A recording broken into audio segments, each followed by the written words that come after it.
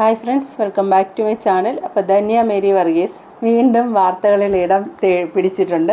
ഇപ്പോൾ നല്ല വാർത്തയായിട്ടല്ല, കഴിഞ്ഞ ദിവസങ്ങളിലൊക്കെ കഴിഞ്ഞ പ്രാവശ്യമൊക്കെ നമ്മൾ ബിഗ് ബോസിൽ പോയതിൻ്റെ പുറത്താണ്. ഫിലിം സ്റ്റാറാണ്, സീരിയൽ താരമാണ്, ജോണാണ് ഹസ്ബൻഡ്. നമുക്കിതെല്ലാം അറിയാം. ബിഗ് ബോസിൽ പോയിട്ട് പുള്ളിക്കാരത്തിയുടെ ഈ ഫ്ലാറ്റ് തട്ടിപ്പിൻ്റെ കാര്യങ്ങളൊക്കെ പറഞ്ഞ് കരഞ്ഞിട്ടും ഒക്കെ ഉണ്ട്. ഇതെല്ലാം കണ്ടുകൊണ്ടിരുന്നവരാണ് നമ്മൾ. പുള്ളിക്കാരത്തിയുടെ ഭാഗത്താണ് ശരി എന്നൊക്കെ പറയുമ്പോഴും നമുക്ക് തോന്നിയിട്ടുണ്ട്. വീണ്ടും പക്ഷേ ഇപ്പോൾ വാർത്തകളിൽ ഇടം തേടി ED ഇവരുടെ സ്വത്തെല്ലാം കണ്ടുകെട്ടിയിട്ടുണ്ടെന്ന് പറഞ്ഞുള്ള വാർത്ത വീണ്ടും വന്നിട്ടുണ്ട്.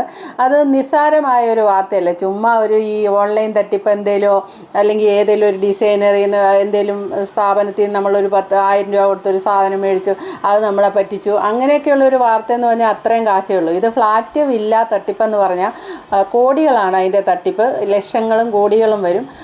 അതിലുപരി നമ്മൾ മനസ്സിലാക്കേണ്ട ഒരു കാര്യം, ഒരു മനുഷ്യൻ്റെ, ഒരു പുരുഷായുസിൻ്റെ ഒരു സ്വപ്നമാണ് ഒരു വീടെന്ന് പറയുന്നത്. പലരും വാടകയ്ക്ക് കഴിഞ്ഞിട്ടും എങ്ങനെയാണേലും ഒരു ആയുസ് കൊണ്ട് നമ്മൾ സമ്പാദിക്കുന്നതായിരിക്കും ഒരു വീട്. അത് ആ മനുഷ്യൻ്റെ ഏറ്റവും വലിയ സ്വപ്നമായിരിക്കും. അതിനുവേണ്ടി പല രീതിക്ക് പണം എങ്ങനെയും ചിട്ടിയും അതെല്ലാം കൂടി പണം ഉണ്ടാക്കിക്കൊണ്ടാണ് നമ്മൾ ഈ സ്വപ്നം ഒന്ന് സാക്ഷാത്കരിക്കാൻ വേണ്ടി ഫ്ലാറ്റിനാണേലും വില്ലയ്ക്കാണേലും ഇതിനൊക്കെ കൊണ്ടു കൊടുക്കുന്നത്. അതിൻ്റെ പേര് നമ്മളെ തട്ടിക്കുക എന്ന് പറഞ്ഞാൽ 7 ജന്മം കഴിഞ്ഞാലും അതിൻ്റെ പാവം തീരെയല്ല. തട്ടിച്ചിട്ടുണ്ടെങ്കിൽ കേട്ടോ, ധന്യയെ ഞാൻ തട്ടിപ്പുകാരി എന്നിവിടെ പറയുന്നില്ല. തട്ടിച്ചിട്ടുണ്ടെങ്കിൽ അത് തട്ടിപ്പിന് ഇരയായവർക്കേ അത് പറയാൻ പറ്റുള്ളൂ. ഇല്ലേ ഈ കോടതി അതിന് അവർ വന്ന് സാക്ഷി പറഞ്ഞ് കോടതിയിൽ എന്ന് കേസ് തെളിയുന്നോ അന്നേ പറയുള്ളൂ. കാരണം കോടതിയുടെ ഇതിലിരിക്കുന്നതിന് നമുക്ക് പറയാൻ അവകാശമില്ല. ധന്യ ഇത് തട്ടിച്ചു എന്നുള്ള രീതിക്ക് മറുനാടൻ വീഡിയോ ചെയ്തിട്ടുണ്ട്. അതിൻ്റെ മറുപടി ധന്യ ഫേസ്ബുക്കിൽ ഇട്ടിട്ടുണ്ട്. അതൊക്കെ അപ്പം നമുക്കൊന്ന് നോക്കിയിട്ട് വരാം. ധന്യ മേരി വർഗീസിന്റെ സ്വത്തുക്കൾ അറ്റാച്ച് ചെയ്തതായ ഒരു വാർത്ത കഴിഞ്ഞ ദിവസം പുറത്തു വന്നിരുന്നു. എല്ലാ മാധ്യമങ്ങളും ഇത് റിപ്പോർട്ട് ചെയ്തു, മറുനാടനടക്കം. എന്നാൽ ഇതൊക്കെ കള്ളമാണ്. തൻ്റെ ഒരു സ്വത്തും അറ്റാച്ച് ചെയ്തിട്ടില്ല. തന്നെക്കുറിച്ച് മോശമായി മാധ്യമങ്ങൾ പറഞ്ഞിരിക്കുന്നു. അത് പിൻവലിച്ചില്ലെങ്കിൽ നിയമ നടപടിയെടുക്കും എന്ന് പറഞ്ഞ് ധന്യ മേരി വർഗീസ് രംഗത്ത് വന്നിട്ടുണ്ട്. കാരണം ധന്യ മേരി വർഗീസ് പറയുന്നത് നുണയാണ്. പാവപ്പെട്ട മനുഷ്യരെ പറ്റിച്ച് കോടിക്കണക്കിന് രൂപ അടിച്ചു മാറ്റിയ ഒരു സംഘത്തിന്റെ പ്രധാനപ്പെട്ട അംഗമായിരുന്നു ധന്യ മേരി വർഗീസ്. ധന്യ മേരി വർഗീസിനെ സാംസൺ ബിൽഡേഴ്സുമായി ഒരു ബന്ധവുമില്ല എന്നുള്ള ആരോപണം ശരിയാണെങ്കിൽ ധന്യ മേരി വർഗീസ് ആദ്യം പറയേണ്ടത് ജോൺ എന്ന് പറയുന്ന സാംസൺ ആൻഡ് സൺസ് കമ്പനിയുടെ മാനേജിംഗ് ഡയറക്ടർ ധന്യയുടെ ഭർത്താവാണോ എന്നാണ്. ഞാൻ മനസ്സിലാക്കിയെടുത്തോളം ധന്യയുടെ ഭർത്താവ് തന്നെയാണ് മുൻ സിനിമാ നടൻ കൂടിയായ ജോൺ മാനേജിംഗ് ഡയറക്ടർ ആയിരിക്കുന്ന കമ്പനിയാണ് സാംസൺ ആൻഡ് സൺസ്. ഈ കമ്പനിയുടെ മാർക്കറ്റിംഗ് വിഭാഗത്തിന്റെ മേധാവിയായി പ്രവർത്തിച്ച ആളാണ് ധന്യ മേരി വർഗീസ്. ധന്യ ഈ കമ്പനിയുടെ ഡയറക്ടർ. സാജൻസ്കറിയ സംസാരിക്കുന്ന തെളിവുകളൊക്കെ വെച്ച് വളരെ വ്യക്തമായിട്ടാണ്. ഇവിടെ അങ്ങേരുടെ മറ്റൊരു ചാനലിൽ ഞാൻ കണ്ടിരുന്നത്, പുള്ളി സാജൻസ്കറിയ ഇവരുടെ ഫാമിലിയിലുള്ള ജോണിൻ്റെ, അതായത് ധന്യ മേരി വർഗീസിൻ്റെ ഹസ്ബൻഡിൻ്റെ അനിയൻ കല്യാണം കഴിച്ചിരിക്കുന്ന സാജൻസ്കറിയയ്ക്ക് വളരെയധികം വേണ്ടപ്പെട്ട ഒരു കുടുംബത്തിലെ കുട്ടിയാണ് കല്യാണം കഴിച്ചിരിക്കുന്നത്. എന്നിട്ടും പുള്ളി സത്യത്തിൻ്റെ കൂടെ നിൽക്കുന്നു. എന്നിട്ടും പുള്ളി ഇവർക്കെതിരെ വീഡിയോ ചെയ്യുന്നു. കാരണം ഇവർ ജനങ്ങളെ പറ്റിച്ചു എന്നുള്ളത് ധൈര്യപൂർവ്വം പറയുന്നതായിട്ടും പറഞ്ഞാണ് മറുനാടൻ വീഡിയോ ചെയ്യുന്നത്. ധന്യ ഇതിനെതിരെയൊക്കെ ഇന്നും പോസ്റ്റ് ഇട്ടിട്ടുണ്ട്, ഇന്നലെയും പോസ്റ്റ് ഇട്ടിരുന്നു. ആ പോസ്റ്റിൻ്റെ മറുപടിയും കൂടെയാണ് പറഞ്ഞിരിക്കുന്നത്. അതിന് മുന്നേ ധന്യ ഈ പോസ്റ്റ് ഇടുന്ന വായിച്ച് കേൾപ്പിക്കുക. അതിന് മുന്നേ ധന്യ 10 വർഷം മുന്നേ ACVയിൽ ഒരു ഇൻ്റർവ്യൂ കൊടുത്തിട്ടുണ്ട്. ആ ഇൻ്റർവ്യൂവിൽ ശരിക്കും പറഞ്ഞാൽ ജോണും ധന്യയും കൂടെ ഇരുന്ന് പറയുന്നതിൻ്റെ അകത്ത് ഈ കമ്പനിയുടെ സെയിൽസ് ഹെഡാണ് ധന്യ മേരി വർഗീസ് എന്ന് ഇവർ സമ്മതിക്കുന്നുണ്ട്. അതിൽ നിന്ന് ഏൺ ചെയ്യുന്നുണ്ട്. വിവാഹശേഷം എന്തെങ്കിലും ഫിലിം ഫീൽഡ് ഉണ്ടെങ്കിലും വിവാഹശേഷം എന്തെങ്കിലുമൊക്കെ ജോലി ചെയ്യണമെന്ന് ആഗ്രഹിച്ചിരുന്നു. പക്ഷേ ഇത് സ്വന്തം കമ്പനിയാണേലും ഇപ്പം ഇതിൽ ജോലി ചെയ്യുന്നുണ്ട്, അതിൽ നിന്ന് ഏൺ ചെയ്യുന്നുണ്ട് എന്നുള്ള രീതിക്കൊക്കെ രണ്ടുപേരോട് ഇരുന്ന് പറയുന്നുണ്ട്. തള്ളി മറിച്ചാണോ എന്ന് നമുക്കറിയില്ല. ഏതായാലും തള്ളിയതാണേലും അല്ലേലും ഇന്നത് പാരയാണ്. ധന്യ മേരി വർഗീസിന് ഇന്നത് പാരയാണ്. ആ വാർത്ത കേൾക്കാം.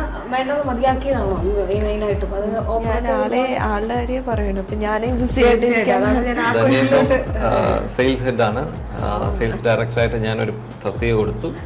അപ്പം ധന്യക്ക് കീഴിലെ സ്റ്റാഫുണ്ട്, സെയിൽസ് മാനേജറുണ്ട്, ടീം ലീഡേഴ്സുണ്ട്. അങ്ങനെ ഒരു നല്ലൊരു സെയിൽസ് ടീമുണ്ട്. അപ്പോൾ 2 വർഷമായി നമ്മൾ പണി പഠിപ്പിക്കുമല്ലോ,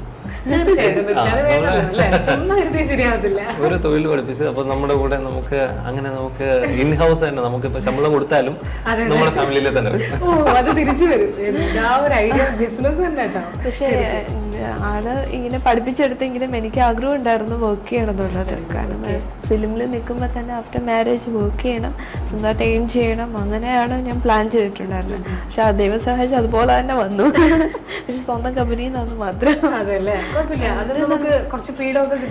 ഒത്തിരി ഫ്രീഡം ഉണ്ട്, നമ്മുടെ ടൈമിന് വർക്ക് ചെയ്താൽ മതി. കാരണം നമുക്ക് കാര്യങ്ങൾ കുറെയൊക്കെ മാനേജ് ചെയ്യാനായിട്ട് അതെ, ഏത് ടൈമിലായാലും നമ്മുടെ ആവശ്യങ്ങൾ നടക്കുക എന്നുള്ളതാണ്, കമ്പനിയുടെ കാര്യങ്ങൾ നടക്കുന്നത്. ഇത്തിരി ആത്മാർത്ഥത കാണുമായിരിക്കും, കാരണം സ്വന്തം കമ്പനി ആയതുകൊണ്ട്.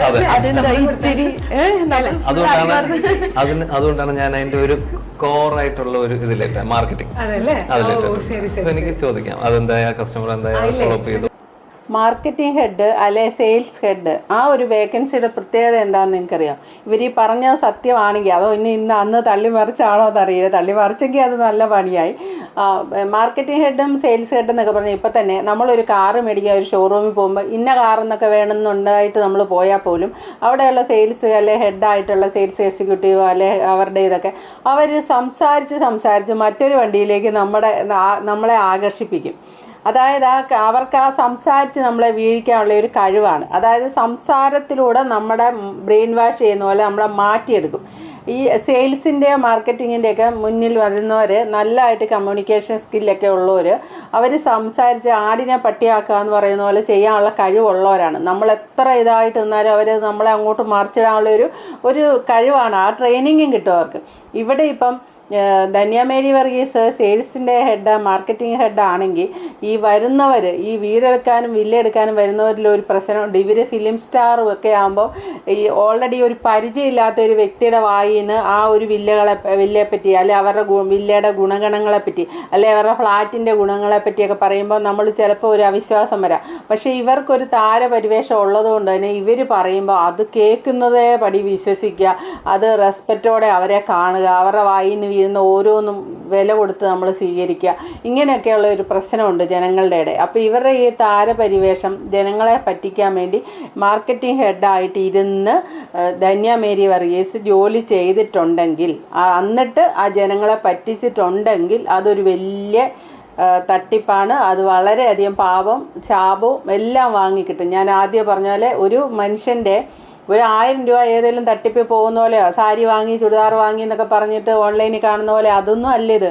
ഇത് കോടികളും ലക്ഷങ്ങളും അതും ഒരു പുരുഷായുസ് സമ്പാദിക്കുന്ന അത്രയും പൈസയാണ് പോകുന്നത്. ഇപ്പോൾ ധന്യ മേരി വർഗീസ് കൃപാസനത്തിലൊക്കെ പോകുന്നതൊക്കെ നമ്മൾ കണ്ടിട്ടുണ്ട് അവരുടെ ബ്ലോഗിൽ. അങ്ങനെയൊന്നും പോയാലൊന്നും ഈ പാവം തീരത്തില്ല. ഇങ്ങനെ ചെയ്തിട്ടുണ്ടെങ്കിൽ കേട്ടോ, ചെയ്തോ ഇല്ലയോ നമുക്കറിയത്തില്ല, അറിയാത്ത കാര്യം പറയണ്ട. കാരണം പുള്ളിക്കാരത്തി ഫേസ്ബുക്കിലൊക്കെ പോസ്റ്റ് ഇട്ടിരിക്കുന്ന പുള്ളിക്കാരത്തി ഇതിൻ്റെ ഡയറക്ടർ അല്ലെന്നാ. ഈ ഒരു ഇൻ്റർവ്യൂവിലിരുന്ന് ഇങ്ങനെ തള്ളിമറിക്കുന്നുമുണ്ട്. ഇത് രണ്ടും സോഷ്യൽ മീഡിയ കിടക്കുന്നുണ്ട്. അപ്പം ശരിക്കും പറഞ്ഞാൽ ധന്യ ഒന്നും അറിയാതെ ഒരു വീട്ടിലേക്ക് വിവാഹം ചെയ്ത് ചെല്ലുന്നു. അവർ നടത്തുന്ന കമ്പനി അതൊന്നും അറിയത്തുമില്ല, അതെന്താണെന്ന് പോലും അറിയില്ല. ഒരു സസ്തിയെ ചുമ്മാ ഡയറക്ടറായിട്ട് പേര് അവരവിടെ ഇട്ടു. അതുമായിട്ട് ധന്യക്ക് ഒരു ബന്ധവുമില്ല. വെറുതെ കയറി ആ ഒരു സ്ഥാനം വന്നതിൻ്റെ പേര് വെറുതെ കയറി ധന്യ അങ്ങ് അകപ്പെട്ടു പോയതാണെങ്കിൽ നമുക്ക് സഹതപിക്കാം പുള്ളിക്കാരിയോട്. കാരണം ഭർത്താവിൻ്റെ ഒരു കമ്പനിയിൽ അറിയാതെ ഒരു ഡയറക്ടറുടെ പേരായിട്ട് വരാം. അങ്ങനെയൊക്കെ പലരും കമ്പനി നടത്തുന്നുണ്ട് കേട്ടോ. ചുമ്മാ ഭാര്യയുടെയും ഒക്കെ പേര് എഴുതിയിട്ടും അത് വലിയ കാര്യമൊന്നും ഉണ്ടാവില്ല. എന്തെങ്കിലും ചെക്ക് ഒപ്പിടേണ്ട വന്നാൽ വീട്ടിൽ കൊണ്ടുവന്ന് ഒപ്പിടിപ്പിച്ചേച്ച് പോവും. അത് എന്താണെന്ന് പോലും നോക്കാതെ ഒപ്പിട്ട് പോവും. ഇങ്ങനെയൊക്കെയുള്ള ആൾക്കാരുണ്ട്. അങ്ങനെയാണെങ്കിൽ ധന്യ പ്രത്യക്ഷത്തിൽ അറിഞ്ഞുകൊണ്ട് ഒരു പാവം ചെയ്തിട്ടില്ലെന്ന് തന്നെ പറയാം. അങ്ങനെയാണെങ്കിൽ ഈ കേസിൻ്റെ കാര്യത്തിൽ നമുക്കറിയത്തില്ല അങ്ങനെയാണോ. ഇ ഡി പറഞ്ഞിരിക്കുന്നത് ഇ ഡിക്ക് തെറ്റുപറ്റിയതാണോ, ഇനി ഇ ഡി തിരുത്തോ അറിയില്ല. ഇ ഡിയുടെ ഇത് നമുക്ക് ഗൂഗിളിൽ സെർച്ച് ചെയ്താൽ കിട്ടും. അല്ല മറുനാടിൻ്റെ ചാനലിൽ വ്യക്തമായിട്ട് കൊടുത്തിട്ടുണ്ട്. അതിൻ്റെ അകത്ത് ലാസ്റ്റ് ധന്യ മേരി വർഗീസൻ ഡയറക്ടറാണെന്നുള്ള രീതി പേര് കൊടുത്തിട്ടുമുണ്ട്. അവർക്ക് തെറ്റുപറ്റിയതാണെങ്കിൽ അവർ തിരുത്തണം. അതല്ല എങ്കിൽ ഈ മുജ്ജന്മങ്ങൾ വരെ നിൽക്കുന്നവരെ തലമുറകൾ നിൽക്കുന്ന ഒരു ശാപമാണ് ഇത്. കാരണം എന്താണെന്ന് ചോദിച്ചാൽ, ഞാൻ ഈ പറഞ്ഞ പോലെ ഇത്രയും തട്ടിച്ചൊരു സ്വപ്നം ജനങ്ങൾ അതുപോലെ കൊണ്ടുവന്ന് ഒരു കുട്ടി ഉറുമ്പ് സൂക്ഷിക്കുന്ന പോലെ സൂക്ഷിച്ച കാശായിരിക്കും കൊണ്ടേ വില്ലകൾക്കും ഫ്ലാറ്റിനും കൊടുക്കുക. അതെടുത്തിട്ട് തട്ടിക്കുക ചെയ്തെങ്കിൽ ഏത് പുണ്യതീർത്ഥത്തിൽ കുളിച്ചാലും അതിൻ്റെ ശാപം നമ്മളെ വിട്ടു പോകത്തില്ല. ഇതിൻ്റെ അകത്ത് പ്രത്യക്ഷമായിട്ട്, അതായത് ഒരു കസ്റ്റമർ വരുന്നു, ആ കസ്റ്റമറെ ഇരിക്കുക എന്ന് പറഞ്ഞ് ഇരിക്കുന്നു. ധന്യ സംസാരിച്ച് ആ കസ്റ്റമറെ വീഴിച്ച് ഇവരുടെ വില്ലയോ ഫ്ലാറ്റോ എടുക്കാൻ ആ കസ്റ്റമറെ നിർബന്ധിച്ചെടുപ്പിക്കുന്ന ഒരു ജോലി ധന്യ മേരി വർഗീസ് ചെയ്തിട്ടുണ്ടെങ്കിൽ പാപം കിട്ടും. കാരണം എന്നിട്ട് തട്ടിക്കുമല്ലേ ചെയ്തേച്ച്, കൊടുത്തിട്ടില്ലല്ലോ ഫ്ലാറ്റ് ഇതൊന്നും. അത് കഴിഞ്ഞിപ്പോൾ ഇ ഡി അന്വേഷിച്ചിട്ട് കോടികളുടെ തട്ടിപ്പെന്നും പറഞ്ഞ് പേര് വന്നിട്ടുണ്ട്. പേര് വന്നതനുസരിച്ച് ഈ സാജൻസ് കറിയൊക്കെ വീഡിയോ ചെയ്യുന്നു. അപ്പോൾ അതിനെല്ലാം എതിരായിട്ട് ധന്യ ഒരു പോസ്റ്റ് ഇട്ടിട്ടുണ്ട്. നമുക്കപ്പോൾ അതൊന്ന് വായിക്കാം. മിസ്റ്റർ സാജൻ, നിങ്ങളോടും ഇനി ഈ പോസ്റ്റ് കണ്ട് മോശമായ ക്യാപ്ഷൻ വെച്ച് ക്ലിക്ക് ബൈറ്റിന് വേണ്ടി നാളെ ഈ പോസ്റ്റ് വളച്ചൊടിക്കാൻ പോകുന്ന എല്ലാ യൂട്യൂബ് മഞ്ഞ പത്രങ്ങൾക്കുമായി എനിക്ക് പറയാനുള്ളത്. കാരണം ED ഇട്ടത് ഇവരുടെ സ്വത്ത് കണ്ടുകെട്ടുക എന്നുള്ള രീതിക്കും ധന്യ മേരി വർഗീസ് ലക്ഷങ്ങൾ തട്ടിച്ചിട്ട് വിലസി നടക്കുക എന്ന് പറഞ്ഞൊക്കെയാണ് മറുനാടൻ ഇട്ട തമ്പനയിൽ പോലും. അപ്പം ഇതെല്ലാം മഞ്ഞപ്പത്രങ്ങളായിട്ട് ചുമ്മാ പുള്ളിക്കാരത്തിയെ സൈബർ അറ്റാക്കിന് ഇട്ട് കൊടുക്കാൻ വേണ്ടി ചെയ്യുന്നതാണെന്നുള്ള രീതിക്കാണ് പുള്ളിക്കാരത്തി തുടങ്ങുന്നത് തന്നെ. കുറച്ച് വർഷങ്ങളായി ജീവിതത്തിലുണ്ടായ ഒരു വലിയ പ്രതിസന്ധി തരണം ചെയ്തു വന്ന ഒരു സ്ത്രീയാണ് ഞാൻ എന്ന് പറയുന്നുണ്ട്. ഒരു ഭാര്യയാണ്, അമ്മയാണ് ഞാൻ. വിവാഹം കഴിച്ചു വന്ന കുടുംബത്തിലെ ബിസിനസ്സിൽ ഒരു പ്രതിസന്ധി വന്നപ്പോൾ ഞാൻ അതിൻ്റെ ഭാഗമായെങ്കിൽ പോലും എൻ്റെ ഭർത്താവിനെ വിട്ടുപോകാതെ കൂടെ നിന്നവളാണ് ഞാൻ. ഒരു അഭിനേത്രി ആയതിൻ്റെ പേരിൽ മീഡിയ അറ്റൻഷന് വേണ്ടി ഞാൻ കമ്പനിയുടെ ഭാഗമല്ല എന്ന് മനസ്സിലാക്കിയിട്ടും എൻ്റെ വിവാഹത്തിന് മുമ്പ് കമ്പനിയുമായി ഏർപ്പെട്ടിട്ടുള്ള ഇടപാടുകളായിട്ടുകൂടി പരാതിക്കാരിൽ പലരും എൻ്റെ പേര് പരാതികളിൽ ഉപയോഗിക്കാൻ മറന്നില്ല. അതിൻ്റെയൊക്കെ പേരിൽ ഞാൻ എത്രമാത്രം അപമാനം സഹിക്കേണ്ടി വന്നിട്ടുണ്ടാകുമെന്ന് ചിന്തിക്കാനുള്ള മനസ്സുണ്ടെങ്കിൽ ഒന്ന് ചിന്തിക്കണം. പക്ഷേ നിങ്ങൾ ഒരു സത്യസന്ധനായ ഒരു മാധ്യമ പ്രവർത്തകനായിരുന്നു എങ്കിൽ നിങ്ങൾ ആരുടെയും കയ്യിൽ നിന്ന് പണം പറ്റാതെ സത്യം മാത്രം പറയാൻ നട്ടലുള്ള വ്യക്തി ആയിരുന്നുവെങ്കിൽ നിങ്ങളുടെ 3/12/24 വീഡിയോയിൽ നിങ്ങൾ പറയില്ലായിരുന്നു നിങ്ങൾക്ക് ഞാൻ കമ്പനി ഡയറക്ടർ ആണോ അല്ലയോ എന്ന് മനസ്സിലാക്കാൻ പറ്റുന്ന ഒരു രേഖകളും കാണാൻ സാധിച്ചില്ല എന്ന് tiding digital publication PVT limited എന്ന സ്ഥാപനത്തിന് വേണ്ടി വ്യാജ രേഖയുണ്ടാക്കിയ കേസിലെ പ്രതിവരെയായ ഷാജന് ഒരു പബ്ലിക് ഡോക്യുമെൻ്റായി ആയ മിനിസ്ട്രി ഓഫ് കോപ്പറേറ്റീവ് അഫയേഴ്സിൽ ആരൊക്കെയാണ് ഡയറക്ടേഴ്സ് എന്ന് വ്യക്തമാക്കുന്ന സാംസൺ ആൻഡ് സൺസ് കമ്പനിയുടെ മാസ്റ്റർ ഡാറ്റ നോക്കാനുള്ള വിവരം ഇല്ല എന്ന് ഞാൻ വിശ്വസിക്കുന്നില്ല. പകരം ആർക്കൊക്കെയോ വേണ്ടി എന്നെ നിരന്തരം അവമാനിക്കുന്നു. നിയമപരമായി തെളിയിക്കുക മാത്രമാണ് എനിക്ക് മുന്നിലുള്ള ആകെയുള്ള മാർഗം എന്നൊക്കെ എഴുതി താഴോട്ട് പോകുന്നുണ്ട്. അപ്പം പുള്ളിക്കാരത്തി ഡയറക്ടർ അല്ല, അത് അവരുടെ മിനിസ്ട്രി ഓഫ് അഫയേഴ്സോ എന്തോ നോക്കിയാൽ അറിയാൻ പറ്റുമെന്ന്. മിനിസ്ട്രി ഓഫ് കോപ്പറേറ്റീവ് അഫയേഴ്സ് എന്ന് പറഞ്ഞ് നോക്കിയാൽ അറിയാൻ പറ്റും. അത് സാജൻ നോക്കാതെയാണ് പറയുന്നത്.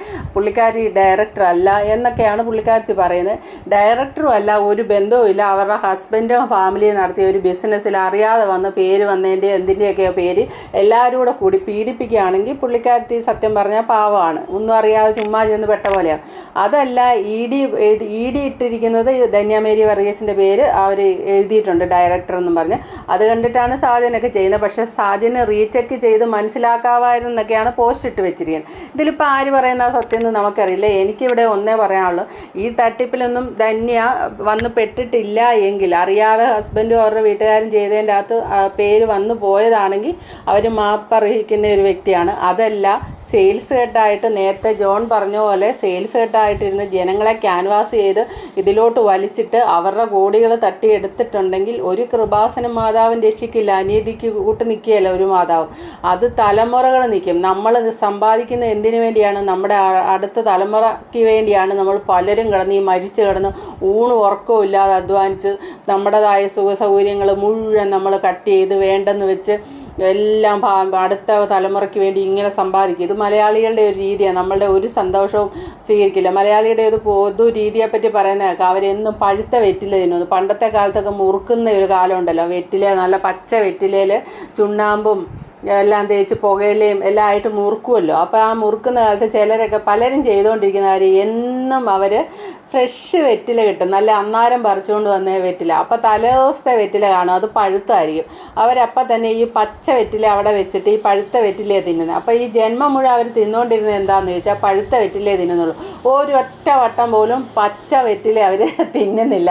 അതൊരു സ്വഭാവത്തെ സൂചിപ്പിക്കുന്ന ഒരു ഉപകഥയാണ്, മലയാളികളുടെ ഒരു സ്വഭാവത്തെ. നമ്മൾ ഈ പറയുന്ന പോലെ മാർക്കറ്റിൽ പോയാൽ അവിടെ ചാളമീൻ കാണും, അയലമീൻ കാണും, ഇപ്പുറത്ത് നല്ല ആഗോലി കാണും, ഇപ്പുറത്ത് നല്ല നെയ്മീൻ നെയ്മീൻ കാണും. 1500 രൂപ വിലയുള്ള കിലോയ്ക്ക് നെയ്മീൻ ഉണ്ടെങ്കിൽ നമ്മൾ പൈസ ഉണ്ടെങ്കിലും അത് വാങ്ങത്തില്ല. ഇപ്പുറത്ത് കിടക്കുന്ന ശാള മേടിച്ചുകൊണ്ട് വരും. നമ്മുടെ കൈ കാശുണ്ടായിരിക്കും. ആ കാശെടുത്ത് നമ്മൾ ബാങ്കിലിട്ട് വെക്കും. അപ്പം നമ്മൾ അവിടെ എന്താണ് ചെയ്യുന്നത്? നെയ്മീൻ നമ്മൾ കഴിക്കുന്നില്ല. പിന്നെ എന്താണ് ചെയ്യുന്നത്? ആ കാശെടുത്ത് നമ്മൾ സൂക്ഷിച്ചു വെക്കുന്നു. അത് ആര് കഴിക്കും? അടുത്ത തലമുറ നമ്മളെപ്പോലെയല്ല അടിച്ചു പൊളിക്കണമെന്നുള്ളവരാണെങ്കിൽ അവർ നെയ്മീൻ അതിൻ്റെ ഇരട്ടി മേടിച്ച് അവർ കഴിക്കും. അപ്പോൾ ആർക്കാണ് ഇതിൻ്റെ അകത്ത് നഷ്ടം? നമ്മൾ അവസാനം തണുത്ത് മരവിച്ച് ഐസിയിൽ പോയി കിടക്കുമ്പോൾ അയ്യോ പുറകോട്ടൊന്ന് ആലോചിച്ചിട്ട് അയ്യോ നെയ്മീൻ മേടിച്ച് കഴിക്കാമെന്ന് ഞാൻ നെയ്മീൻ കഴിക്കാനുള്ള ആരോഗ്യം പോലും നമുക്കുണ്ടാവില്ല. അങ്ങനെയുണ്ട് നമ്മുടെ മലയാളികളുടെ ഒരു സ്വഭാവമാണ് പറഞ്ഞ്. അപ്പോൾ അടുത്ത തലമുറയ്ക്ക് വേണ്ടി ആരും തട്ടിപ്പ് നടത്തരുത്. അടുത്ത തലമുറയ്ക്ക് വിദ്യാഭ്യാസം ഉണ്ടാക്കി കൊടുക്കുക. അതിൻ്റെ അപ്പുറം ഒരു ബാധ്യത നമുക്ക് അടുത്ത തലമുറയോട് വേണ്ട. വിദ്യാഭ്യാസം ഉണ്ടാക്കി കൊടുത്താൽ അവർക്ക് സമ്പാദിച്ച് അവർക്ക് കഴിയാനുള്ളത് ഉണ്ട്. അതിനുള്ള അടിസ്ഥാനമാണ് അവർക്ക് നമ്മൾ ഇട്ട് കൊടുക്കുന്നത്. അല്ലാതെ സ്വത്ത് ഇങ്ങനെ കുന്നുകണക്ക് ബാങ്കിലൊന്നും ഇട്ട് കൊടുക്കേണ്ട ഒരു കാര്യമില്ല. അപ്പം മറ്റുള്ളവരെ പറ്റിച്ചിട്ടും വഞ്ചിച്ചിട്ടും ഒന്നും സ്വത്തുണ്ടാക്കാൻ സത്യം പറഞ്ഞാൽ നോക്കരുത്. അപ്പോൾ ഓക്കെ, ഇത്രയൊക്കെ ഉള്ളൂ ഇന്നത്തെ video. Thank you for watching. അടുത്ത വീഡിയോ കാണാം. ആദ്യമായിട്ട് കാണുന്നൊരു ചാനലൊന്ന് സബ്സ്ക്രൈബ് ചെയ്യാൻ മറക്കല്ലേ.